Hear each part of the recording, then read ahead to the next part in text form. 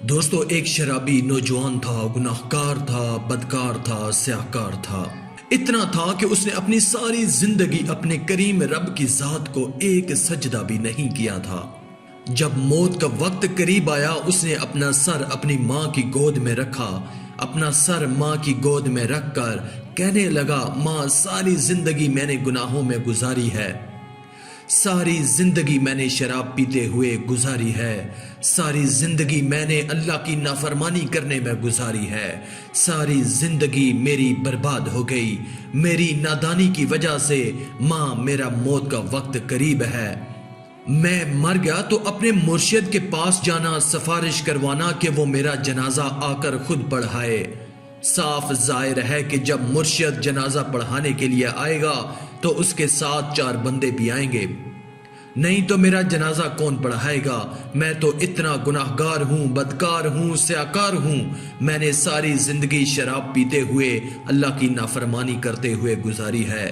اللہ اکبر! ماں اٹھی اور اپنے مرشد حضرت حسن بصری رحمۃ اللہ کے پاس جا کر کہنے لگی، میرے مرشد، میرا بیٹا مر رہا ہے، اس نے مجھ سے کہا ہے کہ جا کر اپنے مرشد سے کہو کہ وہ میرا جنازہ پڑھائے گا۔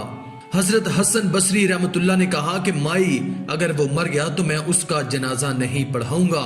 اس نے ساری زندگی شراب پی کے گزاری، ساری زندگی وہ مسجد کے قریب بھی نہیں گیا، ساری زندگی اس نے اپنے کریم رب کی ذات کو ایک سجدہ کرنا بھی گوارا نہیں کیا، میں اس کا جنازہ کیسے پڑھا سکتا ہوں؟ اللہ اکبر! وہ ماں روتے ہوئے واپس آئی، دوبارہ اپنی گود میں اپنے بیٹے کا سر رکھا، سر رکھ کر کہنے لگی کہ کاش بیٹا کہ تو نے اپنی ساری زندگی میں میری ایک بھی بات مانی ہوتی تو آج میرا مرشد جنازہ پڑھانے سے انکار نہ کرتا۔ زندگی میں ایک بات پر بھی اگر تو نے عمل کیا ہوتا تو آج میرا مرشد تیرا جنازہ پڑھانے سے انکار نہ کرتا۔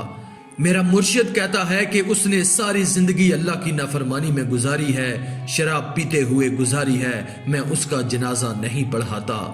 اللہ اکبر! وہ جوان رونے لگ گیا۔ جوانوں سنو، اس نوجوان کی آنکھیں خون کے آنسو بہانے لگ گئیں، ماں تڑپنے لگ گئی۔ جوان نے کہا، ماں جی ایک بات تو بتائیے۔ تو ماں کہنے لگی، جی بولو بیٹا، کیا کہنا چاہتے ہو؟ تو اس نوجوان نے کہا کہ مجھے اتنا تو بتا دو ماں کہ میرے گناہ زیادہ ہیں یا میرے کریم رب کی رحمتیں زیادہ ہیں، میرے گناہ زیادہ ہیں، میری بدکاریاں زیادہ ہیں یا اس کریم رب کی رحمت زیادہ ہے؟ ماں خاموش رہی، ماں نے کوئی جواب نہ دیا۔ اس کے بعد بیٹا رو کے کہنے لگا، ماں مجھے ایک بات تو بتا دے، اگر ایک لمحے کے لیے تجھے میرا رب مہلت دے دے، تجھے میرا اللہ مہلت دے دے، اے گناہگار کی ماں، اگر تو چاہے تو اس گناہگار بیٹے کو جنت میں بھیج دے، تو چاہے تو اس کو جہنم میں بھیج دے، اگر ایک لمحے کے لیے تجھے میرا اللہ مہلت بھی دے دے تو مجھے کہاں ڈالے گی؟ جنت میں ڈالے گی یا جہنم میں پھینک دے گی؟ ماں فوراً بولی، نہیں بیٹا، اگر میرا اللہ ایک لمحے کے لیے مجھے مہلت دے دے تو میں تجھے جنت کا دروازہ کھول کے تجھے جنت کے اندر ڈال دوں گی، تجھے جنت میں بھیج دوں گی۔ نوجوان تڑپ کر کہنے لگا، اماں جی، جو اللہ 70 ماؤں سے بھی زیادہ پیار کرنے والا ہے تو وہ مجھے جہنم میں کیسے ڈال سکتا ہے؟ تو ایک ماں کی جتنا پیار کرتی ہے وہ میرا کریم رب 70 ماؤں سے بھی زیادہ پیار کرتا ہے، وہ مجھے جہنم میں کیسے ڈالے گا؟ یہ کہتے ہوئے خاصیت الہی میں آ کر آنکھوں سے آنسو بہتے ہوئے نوجوان کی روح پرواز کر گئی۔ ادھر ماں رو رہی تھی، دوسرا کوئی رونے والا نہیں تھا۔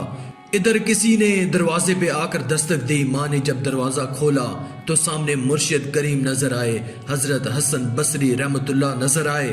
محترمہ کہنے لگی کہ مرشد کریم، آپ نے تو مجھے انکار کر دیا تھا، آپ کیسے آ گئے؟ آپ کو کیسے پتہ چلا کہ میرا بیٹا فوت ہو گیا ہے؟